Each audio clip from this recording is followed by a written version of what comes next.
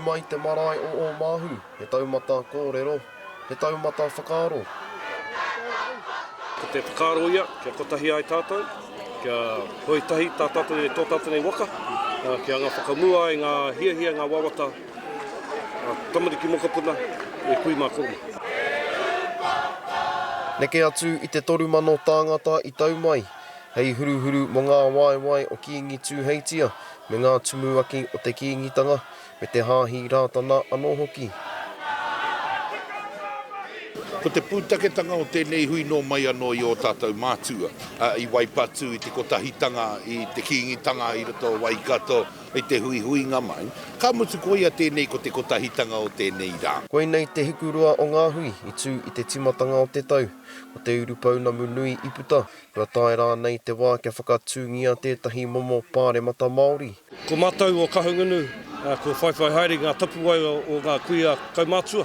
Nā rātou te kaupapa, te kotahitanga, te pāremata Māori i tū ai i Waipatu, i te tau kotahi mano warirau i te kaumārua. O reira kua whai i era whakaaro, ana koera tā mātou i takotoa i te rānei. Ko te whare pāremata Māori, he whakaaro kūaro e kōrero tia ana. Ko neke atu i te kotahi rau rua te kautaupea, te Māori e kōrero pēnei ana. Kua tae te wā. Te kaupapa i kawea i te pāti Māori, ki te whare pāremata, i te porotu nui o te motu. Hei reira pēr te hurei ko te whare Māori, hei tui, hei piripiri hoki, hei whakapiripiri hoki i ngā tāngata katoa. He wei ka pēhea rā nei te hanga o tētahi whare hou.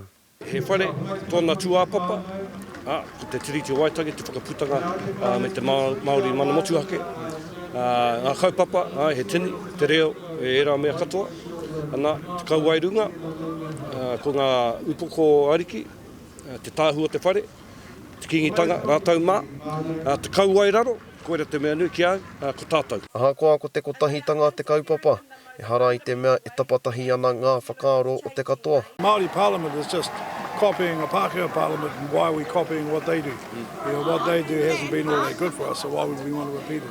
That is brought from a coloniser's land here, to be copied by us here, when the real power for that is actually sourced in the sovereignty of the state, of the Crown, not in our own personal sovereignty, which is inherited by our relationship to Papatuanuku and Hekenga Arangi. That's the first proposition.